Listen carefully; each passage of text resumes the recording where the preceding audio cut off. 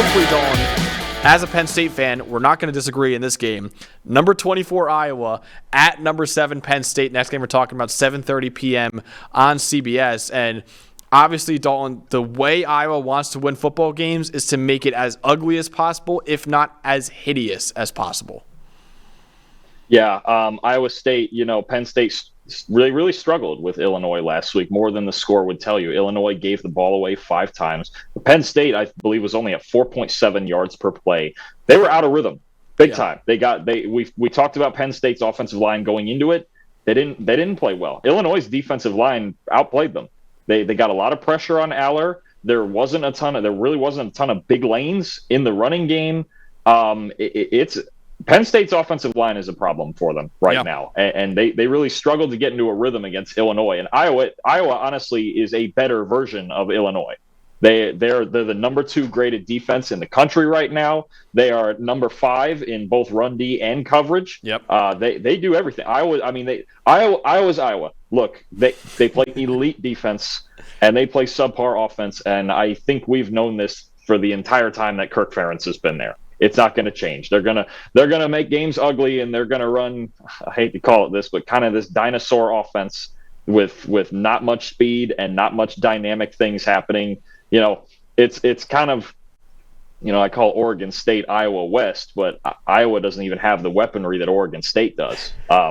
They're just trying to rely on turnovers and get short fields. And the one thing I like for Penn State in this game is that even in a game that was a real struggle against Illinois for a long time, Drew Allar just doesn't put the football in danger. No, he doesn't. I mean, he's somewhere around 170 dropbacks in his career. He's only got 1 turnover-worthy play, and that was against West Virginia earlier this year. But I came away really impressed in that game. There wasn't much to be impressed with Penn State's offense, but I came away really impressed with Allar's, for as young as he is, almost refusal to put the football in danger, take off and run, take the sack, throw it away, put the, ball placement, put the ball in a spot where it can't be picked off. I think it's not talked about enough with Drew Allar. We talk about the arm talent and everything he can do, but I think, preventing bad plays and avoiding mistakes it's actually a more polished part of his game than I thought it was. And I thought it was a big part.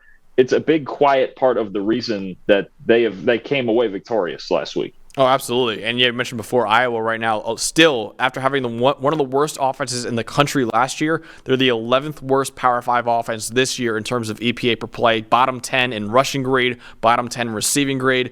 Also, Penn State's defense, man, is no joke. One of the best in the country, in my opinion. They had 5 turnovers forced against Illinois last week, 8th best in the country in terms of EPA per play.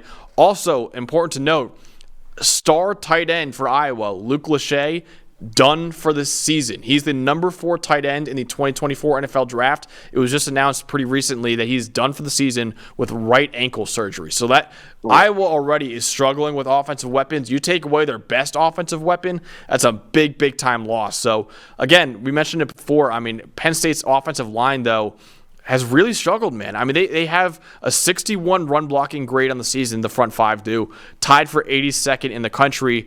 Drew Allar has been the only bright spot because obviously the run game can get anything going with that offensive line blocking the way they're doing.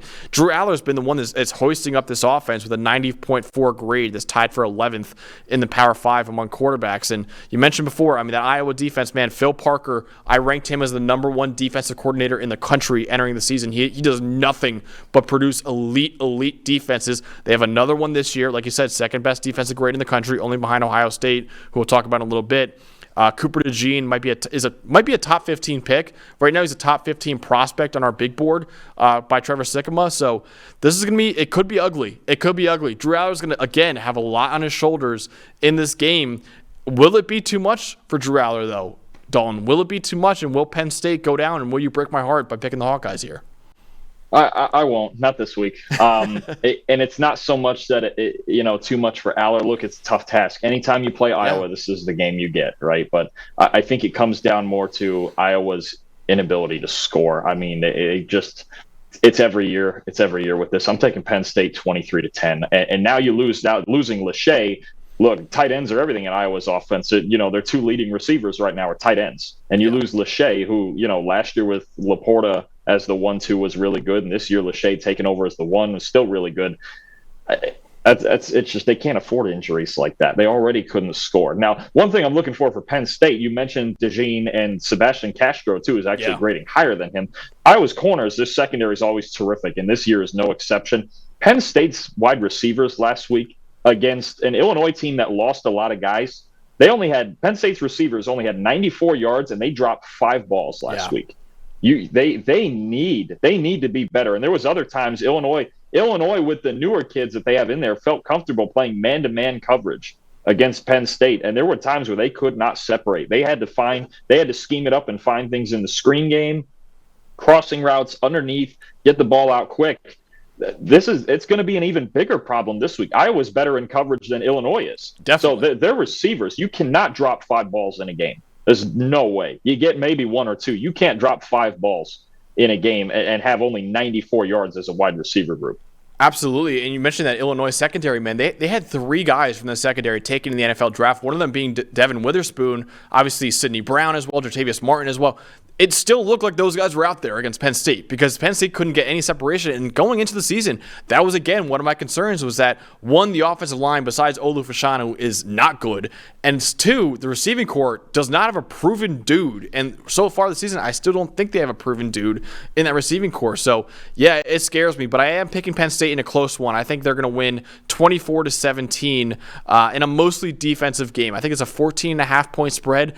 I just don't know. You have them winning by 13, but I mean, unless Iowa, like you said, puts up single digits, it's going to be tough for Penn State to cover that 14.5-point spread, I think. So I have them winning by 7, and this one it's going to be close. Yeah, no, I totally agree. I think 14.5, you get the hook there. That's tough. That means you gotta really beat them really by 3 scores because 15 and things are weird.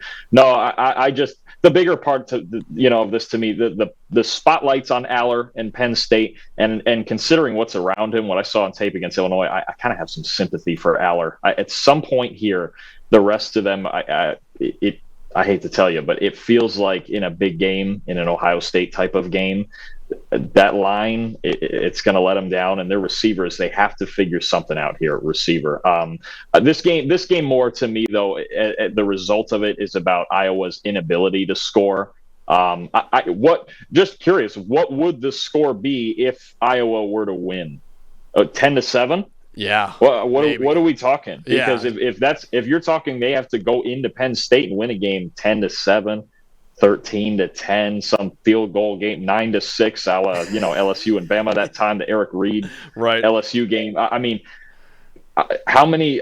Sometimes I look at games and I go, how many scenarios are there for a certain team to win? And for Iowa, I go, there's one. It's they're relying on that defense to pitch a borderline shutout, having just lost arguably their best offensive player. And you've got Drew Allar, who's the 12th highest graded quarterback in the country, and Cade McNamara is 86th and completing, I believe, 54% of his passes. There's just not a ton of scenarios here outside of, honestly, defensive touchdowns probably where Iowa comes away with enough points. I get 14.5. It's rough to pick a lot of teams like that against Iowa because the defense is so good. Yeah. I mean, but I don't know, and if Allar is going to not turn the football over, I'm not finding any scenario where I could pick Iowa to win. And also, I mean, we didn't bring this up yet, but not only will Iowa's offense struggle because Penn State's defense is that good and Iowa's offense is really not been great so far this season, they're going to struggle because this is the whiteout game. This is the most hostile environment in college football right now, Dalton. So I don't know, man. They're gonna really struggle with that whiteout crowd, not being able to hear anything out there. So I know I'm being a little bit biased when I say that, but I think the whiteout does play a little bit of a part in this game.